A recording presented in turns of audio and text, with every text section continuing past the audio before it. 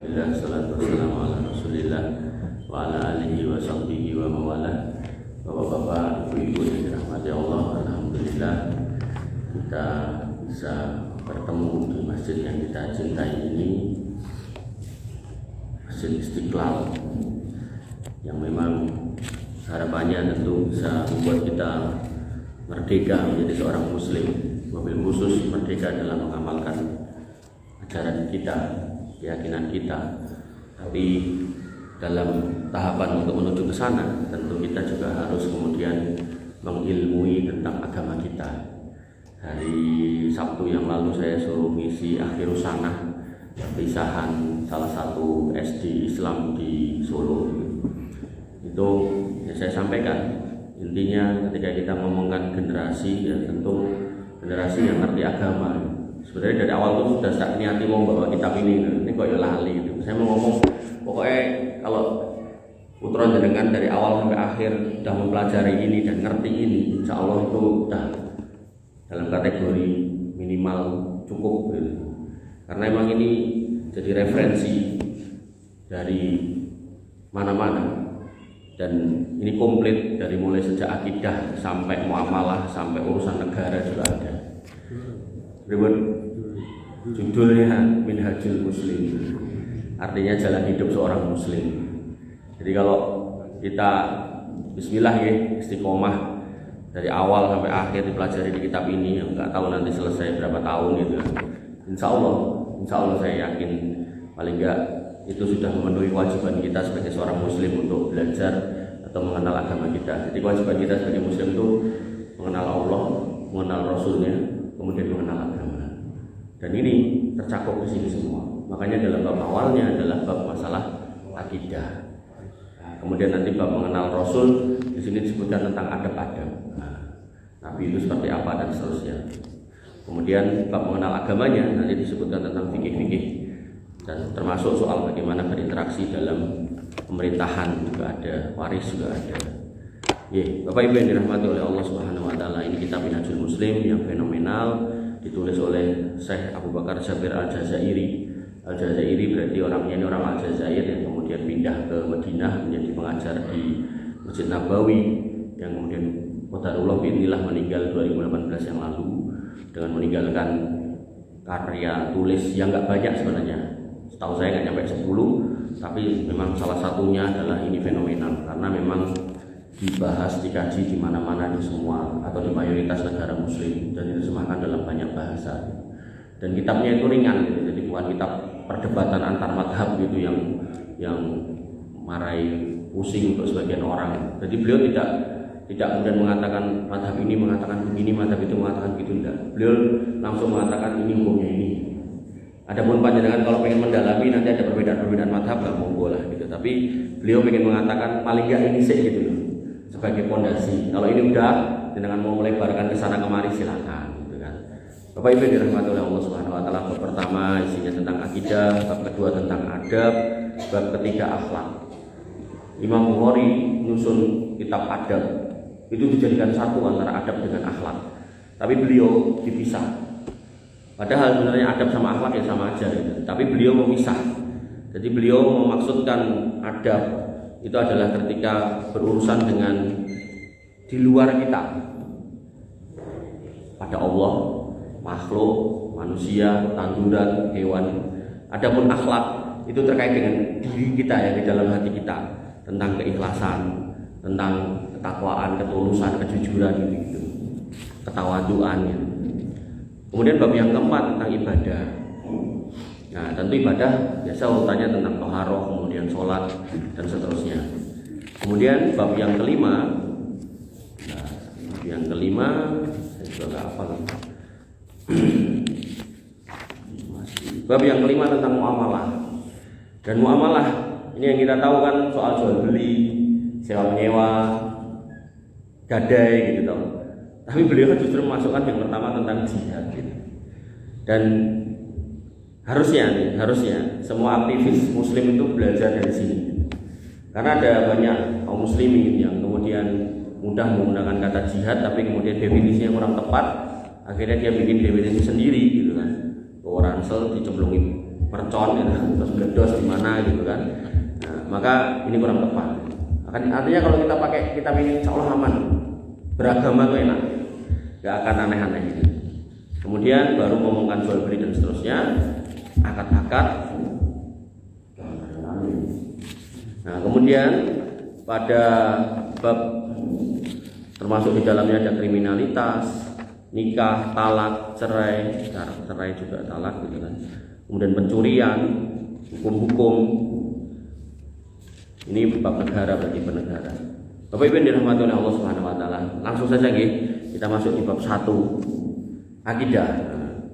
Beliau menyebutkan di pasal yang pertama tentang beriman kepada Allah.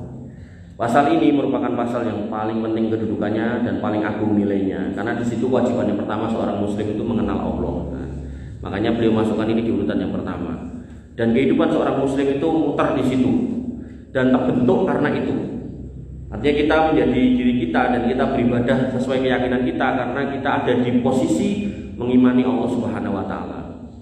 Dan ia adalah dasar dari segala prinsip dalam sistem umum bagi kehidupan seorang muslim secara keseluruhan. Artinya kalau kita ngomongkan apapun, maka kita harus kembalikan kepada kita sebagai makhluk Allah, Allah sebagai Rabb kita, Allah sebagai ilah kita, Allah sebagai Tuhan kita. Maka seorang muslim beriman kepada Allah dalam arti dia meyakini adanya Allah. Dengan nyimak medsos kan nembe enten omongan seorang pembesar dari suatu ormas kan yang ngomong kalau Allah itu dikatakan wujud, mana ada dalilnya? Enggak ada. Karena dia ada, karena nggak ada, karena nggak ada dia kemudian ada, dan dia ada karena ada yang mengada-ada. Bingung ya, rumah kayak itu bingung ya. Dan kasihan gitu loh.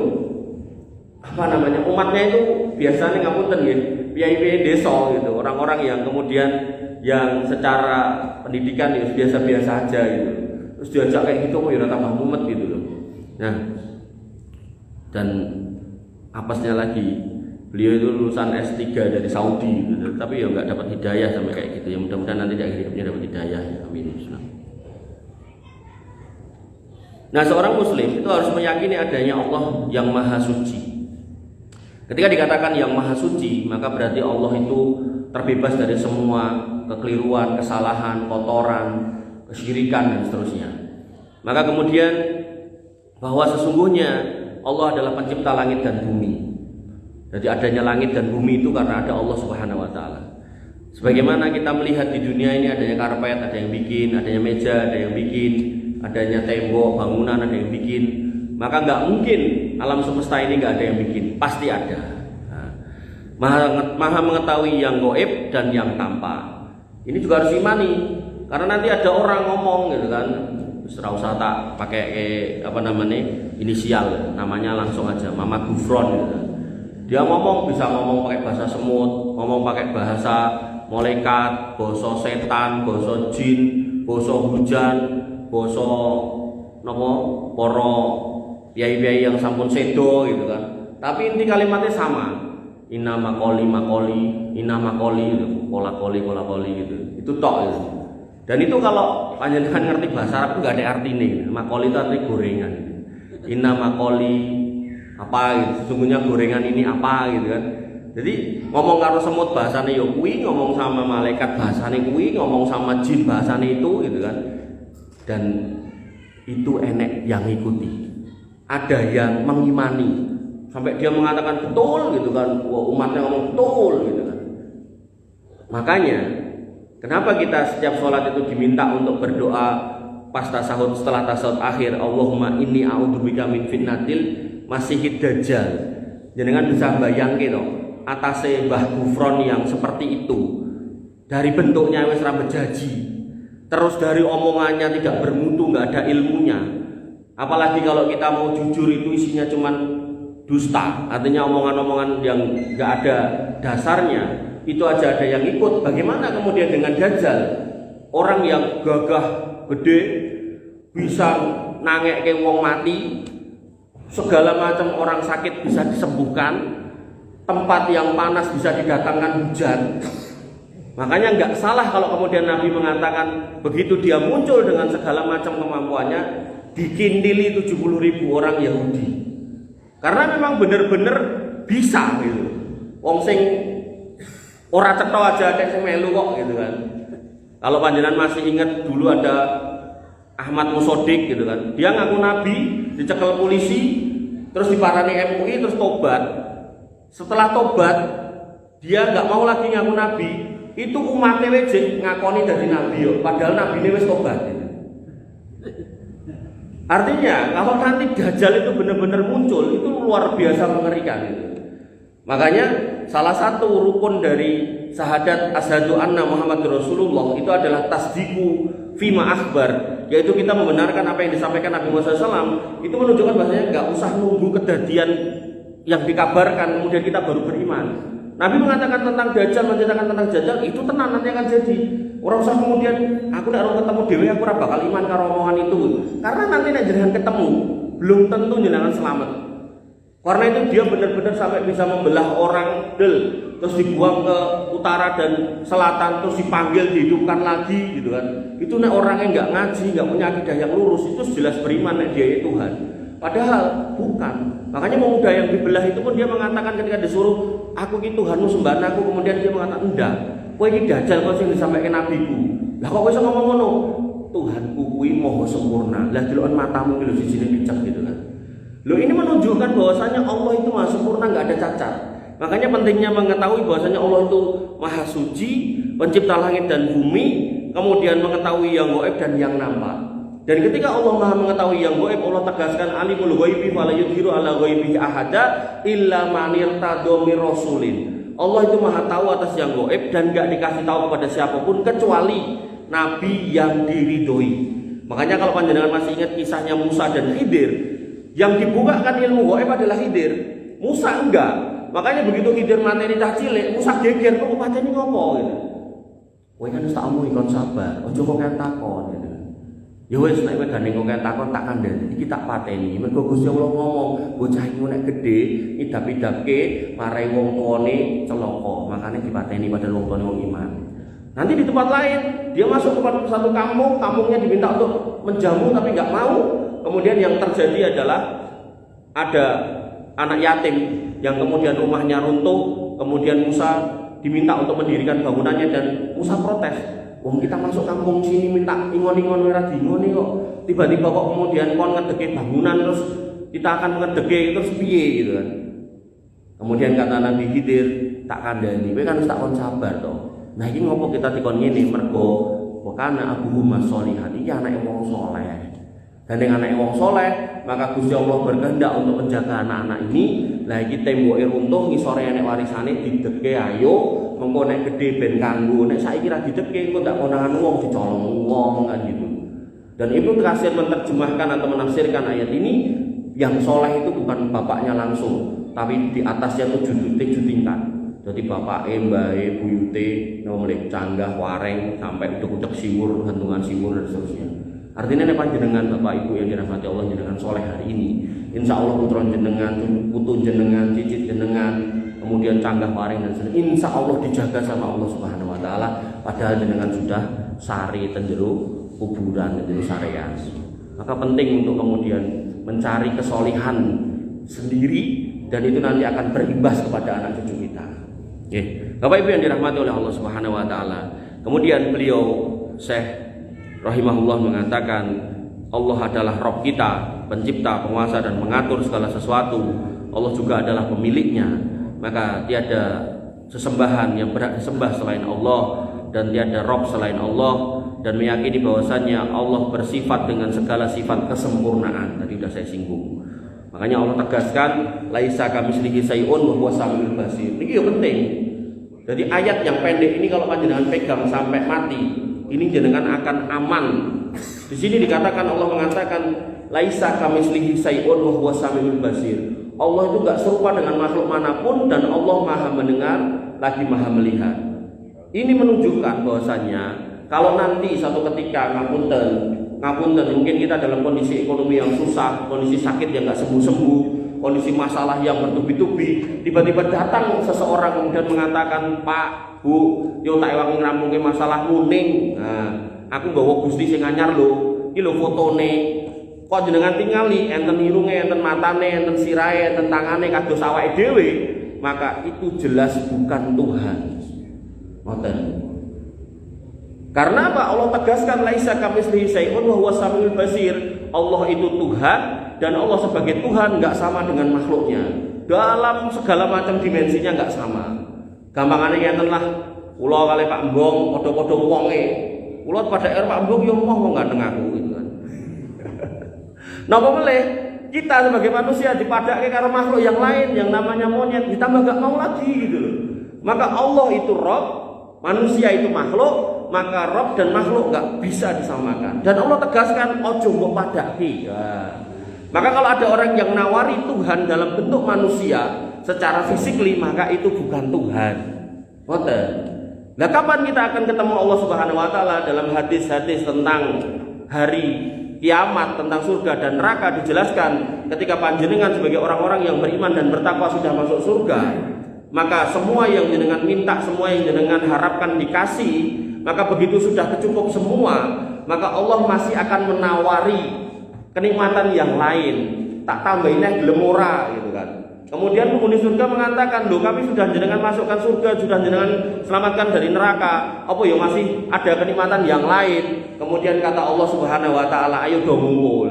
Kemudian dikeluarkan mereka dari tempat-tempatnya di surga, kemudian ngumpul di satu padang yang luas, kemudian dibukalah sebuah tabir yang sangat besar, disitulah Allah Subhanahu wa taala berada. Ini hadis yang sahih dengan riwayat yang banyak yang menunjukkan bahwasannya kenikmatan penghuni surga karena masuk surga, karena iman dan takwanya bisa melihat Tuhannya, yang Tuhannya pasti nggak sama dengan manusia. Makanya Ibunda Aisyah pernah bertanya, ya Rasul, ketika itu terjadi apakah manusia nggak berdesak-desakan? Maka kata Nabi SAW, udah, koyo kowe nyolong bulan kae lho, apa kowe dadak susukan karo wong liya, udah. Ngeten iki terus nek wong nyandaki lho, nanti Gusti Allah koyo bulan, mboten. Niki mau pengibaratan karena nalar kita ini nggak nyampe, ngoten lho. Jangan seperti orang-orang Yahudi yang dia mengatakan aku akan beriman karo Tuhan, misalnya aku delok Gusti Allah. Akhirnya mereka dijikuk pimpin-pimpinannya dibawa ning gunung, lagi mak kecelap mati kabeh gitu kan. Baru cahayane tok cepret mati kabeh. Begitu wis ditangekke lho kowe mati, nyawang rasa sanggup matamu gitu kan. Nah, maka yang harus kita pahami adalah Allah dengan segala macam kesempurnaannya, dengan segala macam kuasanya, Allah punya kehendak nanti orang-orang yang sudah masuk surga mampu memandangnya. Dan mereka sepakat mengatakan ini kenikmatan yang paling besar tinimbang sing kae-kae, tinimbang bidadari ayu, tinimbang panganan segala macam panganan, oben-oben segala macam oben-oben, buah-buahan segala macam rupa, paling luar biasa yang ini. Bapak Ibu yang dirahmati oleh Allah Subhanahu wa taala.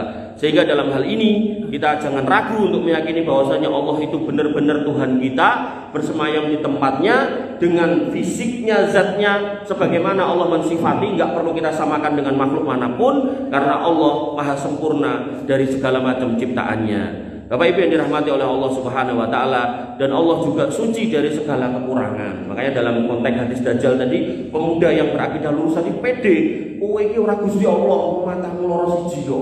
Gusti Allah ki maha sempurna kaya kowe. Bahkan nek jenengan ningali ngapunten agama yang lain itu nggambarke Tuhane ketoke ganteng, irunge mancung, terus gede dhuwur, itu juga bukan Allah. Kenapa? Karena dalam dalil-dalil ayat-ayat di dalam kitab mereka menunjukkan nek dhek iki yo mangan, yo ngombe, yo ngantuk, yo turu, yo lara, yo nangis gitu loh. Itu semua sifat kemanusiaan. Yang itu bukan Allah. Anaknya pun bukan. Makanya Allah tegaskan Allah juga enggak punya anak dan juga bukan anak siapapun. Oleh karena itu maka Allah sangat marah sebenarnya ketika ada orang yang mengatakan seperti itu. Maka ya itulah akidah mereka. Jadi kita jangan sampai kemudian tadi yang saya bilang, peh ragiran duit lagi akeh masalah, tiba-tiba wonge teko nawari Indomie ndok terus mengubah akidah, ampun gitu. Jadi apapun yang terjadi dengan hidup kita, sesusah apapun masalah kita, maka kita nikmati, kita berdiri hidup di atas keimanan kita. Enggak lama lah insya Allah kemudian kita akan berakhir, dan disitulah panjenengan akan selesai dari capeknya hidup di dunia ini.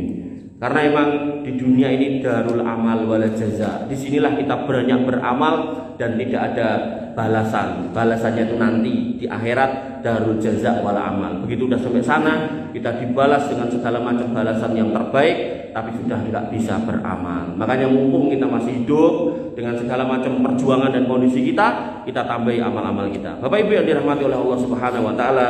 Kemudian Syekh mengatakan kita harus mengimani semua itu karena dalil nakli dan dalil akli. Dalil nakli ini dalil dari ayat atau hadis, tapi kemudian dalil akli adalah kalau di logika. Nah, dalil naklinya yang pertama Allah tegaskan tentang sifat-sifatnya pada Quran surat Al-A'raf ayat 54. Inna rabbakumullahu alladzi khalaqas samawati wal arda fi sittati ayyamin tsumma stawa 'alal arsy yughsil lailan nahar yatlubuhu hasisa wasyamsa wal qamar wan nujuma musakhkharatin bi amri ala lahul khalq wal amru tabarakallahu rabbul alamin. Sesungguhnya Rabbku adalah Allah yang telah menciptakan langit dan bumi. Allah tegaskan, kuwi sing gawe aku. Makanya kalau ada orang yang kemudian ngaku-ngaku sebagai Tuhan, gampang coba kayak langit belani sora atau dukno langit kayak rene sora, nggak bisa itu. Lalu kemudian dia Allah bersemayam di arsy-Nya. Allah mensifati Allah bersemayam di arsy-Nya. Gak usah kita tanya cara bersemayamnya gimana, arsy-Nya atau tempat bersemayamnya seperti apa, gak usah.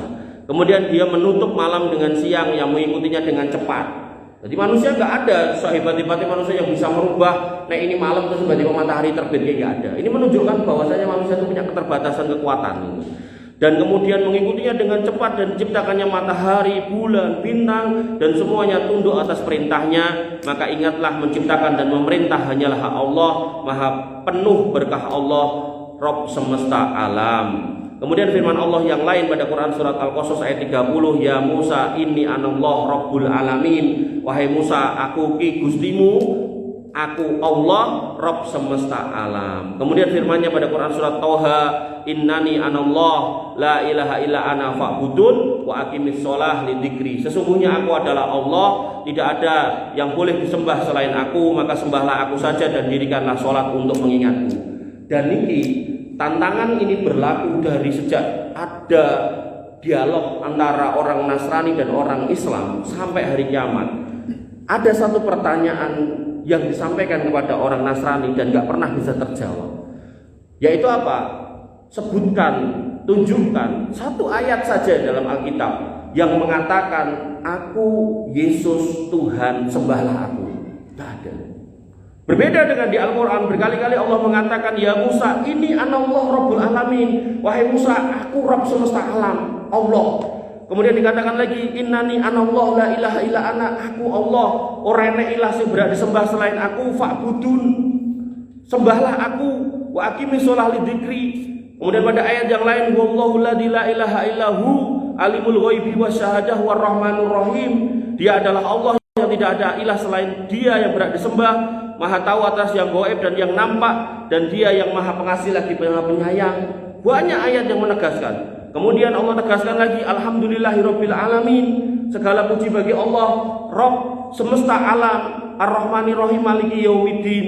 Kemudian ayat yang lain lagi menegaskan, inna hadhihi ummatukum ummatan wahidah wa ana rabbukum fa'budun. Sesungguhnya agama ini agama yang satu. Jadi agama Nasrani, Yahudi niku sakjane nek kembali ke pakemnya, kembali ke patronnya, itu harusnya agama tauhid. Tapi karena disimpangkan oleh mereka, maka menjadilah menyimpang. Maka hakikatnya sebenarnya agama nabi-nabi dari dulu sampai sekarang itu satu, yaitu apa? Doktrin, dogma bahwasannya wa ana rabbukum fa'budun, bahwasannya aku Allah Tuhanmu, sembahlah aku. Dan ayat yang semisal banyak. Pada ayat yang lain Quran surat Al-Mu'minun, wa ana rabbukum fattakun, dan aku adalah Rabbmu, bertakwalah padaku. Kemudian Quran surat Al-Anbiya mengatakan juga hal yang sama, laukana fihima alihatun illallah lafasadata.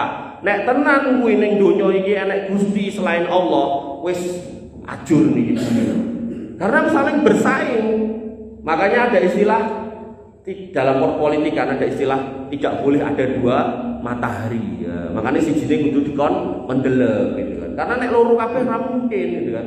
Makanya satunya ada presiden, ada wakil. Wakil kan bukan nggak boleh eksis gitu kan. Makanya dulu waktu ada wakil presiden yang eksis gitu kan, pas pilihan berikutnya kan radijak dan calon diganti beliau gitu kan. Maka itu dalam perpolitikan. Maka dalam konteks alam semesta dan pengaturannya Allah tegaskan bahwasanya Tuhan itu satu tok.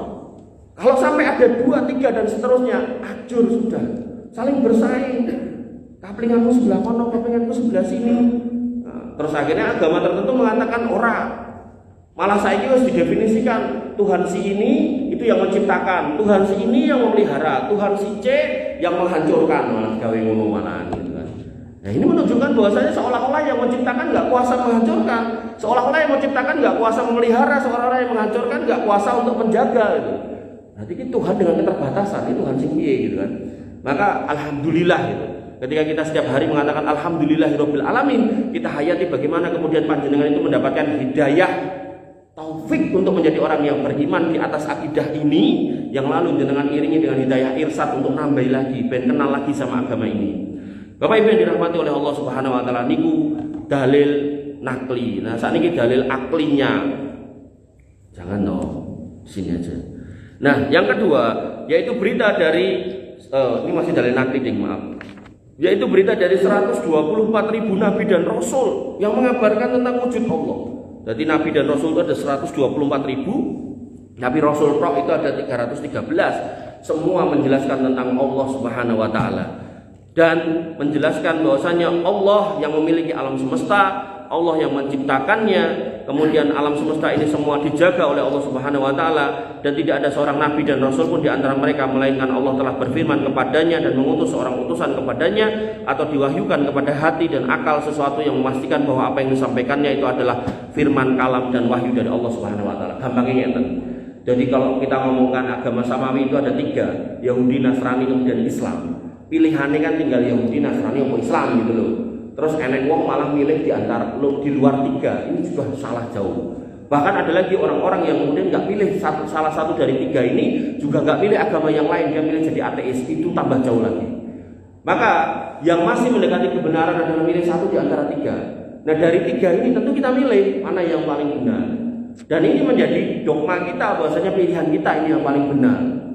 Jadi jangan sampai kayak si Mama Gufron tadi yang mengatakan bahwasanya ketika ditanya sama muridnya, wahai Pak Yai atau apalah nyebutnya, saya lupa, jangan buat mainan. Ada orang bertanya, orang agama A dan B ini masuk surga apa enggak? Si Mama Gufron mengatakan, ya mlebu surga.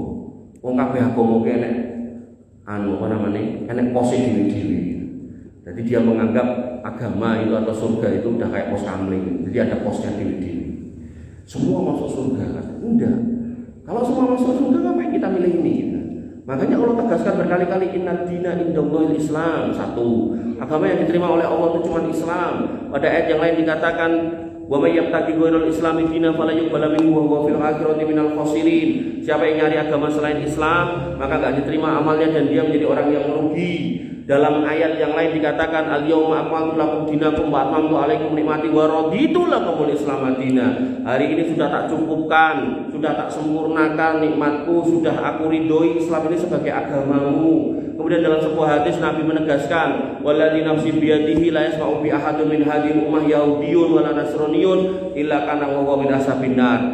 Demi Allah yang menggenggam jiwa Muhammad, sekiranya orang hari ini dari kalangan Yahudi dan Nasraninya sudah mendengar Muhammad itu datang membawa wahyu, membawa Quran, membawa Islam, kalau nggak mau beriman maka dia pasti menjadi penghuni neraka. Ini sudah nas. Belum lagi kita ngomongkan ayat yang mengatakan innalladzina kafaru min ahlil kitab wal musyrikina fi nari jahannam khalidina fiha ulaika hum syarrul bariyah. Orang-orang kafir dari kalangan ahli kitab dan orang-orang musyriknya, mereka adalah orang-orang yang akan kekal di neraka selamanya dan mereka adalah penciptaan yang paling jelek, ciptaan yang paling buruk gitu kan. Maka semua ini penegasan dari para nabi, dari para rasul bahwasanya Allah itu adalah Tuhan yang hak dan sebenarnya agama samawi ini ngimani itu. Mau ditambahi untuk kasus Yahudi, mereka mengatakan Allah punya anak namanya Uzair. Nah, kemudian dalam kasus Nasrani, mereka mengatakan Allah punya anak yang bernama Isa atau Yesus. Padahal Allah mengingkari semua itu. Lam yalid walam yulad. Itu perlu kita imani. Bapak Ibu yang dirahmati oleh Allah Subhanahu wa taala, dan berita ini pun sampai kepada sebagian besar manusia dan terus-menerus turun-temurun, maka akal yang sehat harusnya ngerti kalau ini adalah kebenaran dan tidak bisa kemudian kebenaran yang diyakini banyak orang kemudian dikalahkan dengan segelintir orang yang melakukan perbedaan atau mengalami anomali keyakinan, nggak sama. Kalau para nabi mengatakan Tuhan itu Allah, para nabi mengatakan bahwasanya Allah itu Esa, kok tiba-tiba ada orang sih mengatakan yang lain, maka yang lain ini yang kemudian harus kita jauhi. Kita harus kembali kepada fitrahnya agama ini, yaitu agama tauhid. Kemudian yang ketiga, dalil nakli yang ketiga, keyakinan dan kepercayaan miliaran manusia tentang wujud Allah, Tuhan pencipta alam semesta serta ibadah dan ketundukan mereka kepadanya. Biasanya manusia dapat mempercayai satu atau dua orang, maka apabila kalau kelihatan sekelompok, satu umat, jumlah manusia yang tak terhitung, ditambah dengan kesaksian akal fitrah dan validitas kesahihan Allah yang mereka yakini dan mereka beritakan, maka mereka beribadah dengan bertakar kepada Allah, maka tentu kita harus mengikuti mereka. Gampang ingatan, panjenengan kemarin pas musim haji, jenengan misalnya ngalih TV, bagaimana kemudian jutaan orang, ratusan ribu orang tawaf, bagaimana mereka kemudian wukuf di Arafah, bagaimana mereka kemudian melempar jumroh, itu menunjukkan sekumpulan orang yang kemudian beriman kepada Allah Subhanahu Wa Taala. Kok tiba-tiba enek wong nongol kemudian mengatakan aku raiman karo Tuhan sapa wae termasuk Allah, ini kan aneh gitu loh. Gampangannya orang sebanyak itu, maksud mereka ini orang bodoh semua kan enggak? Maksud orang sebanyak itu orang sesat semua kan enggak gitu kan? Belum lagi orang-orang itu sebagian besarnya atau sebagian kecilnya itu sudah menemukan kuasa-kuasa Allah dalam hidupnya gitu.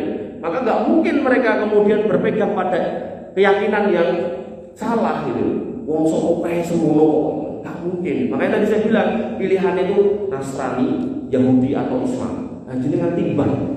Dan timbangannya harus timbangan yang benar, timbangan yang adil, bukan sentimen, bukan fanatisme tertentu, tapi kita gunakan dalil, kita gunakan akal, kita gunakan pendapat-pendapat para ulama, penjelasan para ulama, kita bisa mikir gitu. Dan insya Allah pilihan yang paling tepat ini Islam. Bapak Ibu yang dirahmati oleh Allah Subhanahu Wa Taala. Kemudian yang keempat, berita yang disampaikan oleh jutaan ulama tentang wujud Allah, sifat-sifatnya, nama-namanya, rububiyahnya, dan segala sesuatu terkait kuasanya dan semuanya, maka mereka pun juga beribadah dan menyembah kepada Allah, maka tentu mengikuti para ulama adalah jalan keselamatan. Ini baru dalil akli. Nah, dalil aklinya adalah dengan melihat alam semesta, langit, bumi, bintang-bintang, maka tentu orang yang masih punya akal sehat akan mengimani adanya Allah Subhanahu Wa Taala. Enggak mungkin tiba-tiba ada. Makanya dengan belajar teori fisika modern itu bumi itu katanya terbentuk dengan sendirinya. Jadi ada sebuah benturan bintang besar, kemudian jadi debu, kemudian jadi bumi.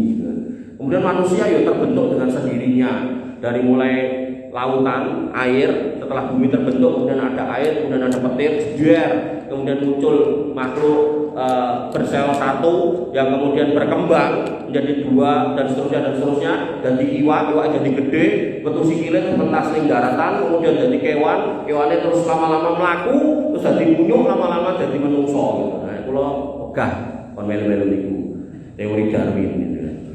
Maka yang harus kita pahami enggak seperti itu gitu loh. Allah jelas menciptakan jin sendiri, malaikat sendiri, manusia sendiri, dan kelengkapannya Allah ciptakan sendiri. Jadi enggak kemudian kewan itu dari manusia atau manusia dari kewan, tidak. Disitulah bedanya kita dengan mereka. Karena mereka berusaha untuk menegasi keberadaan Tuhan. Mereka pengen menyingkirkan bahwa Tuhan itu enggak ada, semua terbentuk dengan sendirinya. Enggak mungkin. Niku nek ngangge logika, gampang ngeten. Manusia dengan struktur tubuh, sel, organ, jaringan yang jumlahnya miliaran, di otak itu saraf itu banyak sekali gitu kan. Itu menunjukkan kompleksitas ciptaan. Maka ketika orang mengatakan manusia itu tercipta dengan sendirinya, bahkan hasil evolusi dari monyet, maka itu sama aja dengan mengatakan gini loh, nikotin putri cempok, enten tumpuan sampah, niku mangkenteni 1.000.000 tahun, muga-muga nanti tahun yang 1.000.000 niku dadi mobil Ferrari. Mungkin apa mboten kira-kira? Mboten mungkin gitu loh. Karena suatu benda itu hanya akan terjadi, terwujud ketika ada yang mencipta, yang menoto, memproses, merangkai kan gitu. Maka manusia juga sama dengan kompleksitas yang ada pada diri kita. Enggak mungkin itu cuma goro-goro bledek jeder gitu. Kalaupun iya karena bledek, saya ingin bledek sehingga harus sokokan gitu, itu bisa ditelusur terus gitu. Maka jangan sampai kemudian kita itu terkontaminasi dengan pelajaran-pelajaran seperti itu, sehingga kemudian kita akhirnya meyakini yang ujungnya nanti kita menolak keberadaan Allah Subhanahu Wa Taala. Nauzubillah gitu ya. Bapak Ibu yang dirahmati oleh Allah Subhanahu Wa Taala. Kemudian dalil akal berikutnya adalah yang kedua, adanya firman Allah yang selalu kita baca, Quran. Yang kemudian Quran itu ternyata dibedah oleh para ilmuwan, para peneliti, ternyata banyak kandungan-kandungan yang kalau di logika itu nggak mungkin ini diucapkan oleh manusia. Pasti ini yang menyampaikan, yang turun, yang menurunkan atau yang memfirmankan ini adalah Tuhan semesta alam, nggak mungkin manusia. Makanya orang-orang Barat dulu mereka berusaha keras meneliti macam-macam. Tapi kemudian begitu dikembalikan kepada Quran, oh ternyata udah ada singgungannya, sindirannya. Contoh gampang, ketika kemudian menjelaskan tentang proses kelahiran manusia. Manusia baru tahu berapa puluh tahun ke belakang ini, dari mulai segumpal setetes mani, segumpal darah, segumpal daging, kemudian baru jadi manusia pada rentang-rentang ini. Tapi Allah sudah sebutkan gitu loh. Tahapan itu sudah disebutkan di dalam Al-Quran, sudah disebutkan di dalam hadis. Makanya sebenarnya penelitian orang-orang Barat itu cuma mengkonfirmasi kebenaran agama Islam.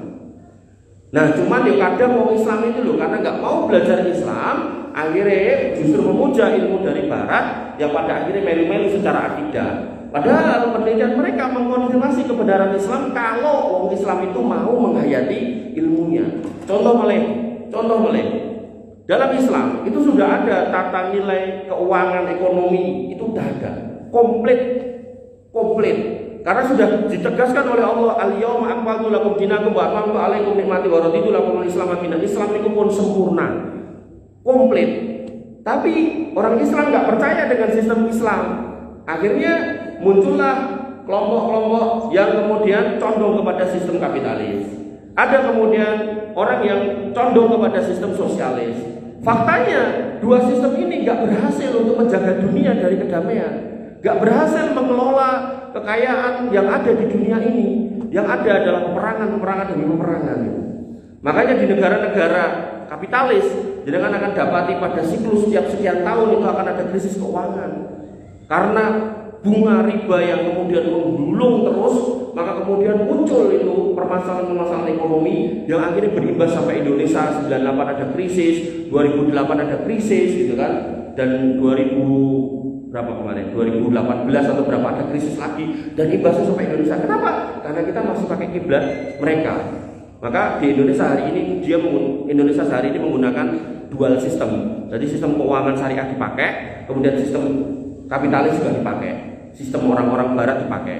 Nah, tinggal mana nih yang lebih kenceng? Artinya ini kembali ke jenengan sebagai orang Islam ini bank riba ora kan gitu loh. Dengan cek itu di kantong jenengan itu loh. Banknya itu pakai bank opo gitu loh. Tapi gajiku ning kono Mas. Ya kalau emang gaji di situ ya monggo. Tapi kalau bisa ya jangan sampai nabung di situ, sampai gede ukeh di situ, miliaran di situ gitu kan. Pindah ke bank syariah gitu. Gimana ya itu juga bagian dari proses untuk mendewasakan kita gitu. Dan krisis kemarin waktu Covid, maka di antara bank-bank yang gampangannya bapak belur, bank syariah ya bapak belur, tapi juga nggak seajur bank konven gitu. Ini menunjukkan bahwasanya sistem Islam itu masih ada, dan sistem Islam itu bisa menjadi solusi kalau memang kita mau. Dan Indonesia termasuk negara 5 besar dalam penerapan keuangan syariah. Jadi kita patut berbangga. Nanti tinggal jenengan mau dukung apa enggak. Bank-bank itu dikonversi dari BSI, tapi kok market share ya tetap aja 6%, kok iso jadi 15% atau 20%. Ternyata banyak orang Islam sing ngurung nganggo bank syariah gitu. Bapak Ibu yang dirahmati oleh Allah Subhanahu wa taala. Kemudian dalil akalnya lagi, yaitu adanya sistem yang sangat teratur, rapi, seperti terjadinya siang dan malam. Ini kalau nggak mungkin terjadi kalau nggak ada Rob yang kemudian mengendalikan itu semua. Pasti semua atas kehendak Allah Subhanahu wa taala. Sehingga berdasarkan dalil akli yang ada tadi, yang saya sebutkan tadi, maka kita harusnya mengimani bahwasanya Allah itu ada, dan memang Allah itu wujud, dan Allah itu menegaskan kalau aku itu ada. Makanya kalau ada orang yang mengatakan Allah itu ada karena ada yang tidak ada, yang mengatakan dia ada, supaya bingung lah gitu. Itu jelas sebuah kedustaan, karena Allah mengatakan wa ana rabbukum wa ana rabbukum wa ana rabbukum, aku Tuhanmu, innani anallah, aku Allah, inni anallah, aku Allah. Ini menunjukkan aku itu ada. Betul ya? Makanya kalau cuman memain kata, bolak-balikan kata, nah itu bedone apa beliau karo Mama Gufron padha wae gitu kan. Wong bedone siji sekolah doktor, siji ora gitu kan. Nah, tapi dalam agama ketika kita mau mengatakan wabil khusus tentang Allah, maka kita butuh dalil. Nah, dalil ini yang menjadi hujah di hadapan Allah Subhanahu wa taala bahwasanya kita sudah beriman dengan pegangan yang kokoh yaitu dalil. Nah, dalil dilengkapi dengan akal. Maka jangan akal dulu, akal resono kok dalil dibuat, ampun. Maka dalil dulu baru kemudian akal. Ngoten nggih. Bapak Ibu yang dirahmati oleh Allah Subhanahu wa taala, mau pilih cekap semanten yang saged kula aturaken yang kirang langkung nyuwun pangapunten. Akhirul kalam subhanakallahumma bihamdika asyhadu an la ilaha illa anta astaghfiruka wa atubu ilaik. Assalamualaikum warahmatullahi wabarakatuh. Udah mau adzan, Tom?